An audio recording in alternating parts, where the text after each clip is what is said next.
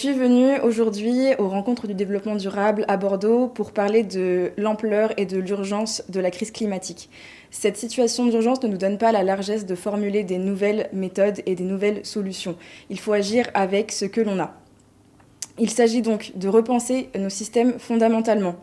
C'est-à-dire il faut s'appuyer sur les connaissances et les expertises qu'on a, notamment par le GIEC, par les acteurs et les scientifiques français présents sur le territoire, pour n'en citer que deux, Jean Jouzel et Valérie Masson-Delmotte, pour structurer une réponse cohérente. Pourquoi ? Parce qu'aujourd'hui, nous sommes dans une logique de réaction plutôt que d'anticipation. On l'a vu avec la Convention citoyenne pour le climat, qui a fait un ensemble de recommandations qui ont été peu écoutées et peu mises en place par le gouvernement. Pourtant, si elles avaient été intégrées dès le début, nous aurions aujourd'hui une transition vers des modes de vie plus sobres qui ne se seraient pas faites dans l'urgence et dans la douleur.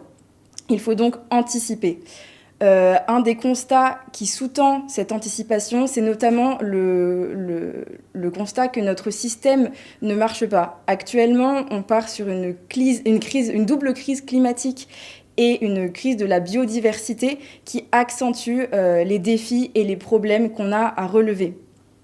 Il faut donc repenser notre système entièrement et en profondeur. Et une des solutions face à ça, c'est de repenser notre quête de la croissance. Faut-il regarder vers la décroissance, par exemple ? Ça peut être une solution, mais tant que la croissance économique restera l'objectif qui structurera et guidera notre société plus que le respect de l'humain et le respect de l'environnement, on stagnera. Tant que la croissance, la compétitivité et la productivité économique seront les plafonds de nos ambitions écologiques, nous stagnerons.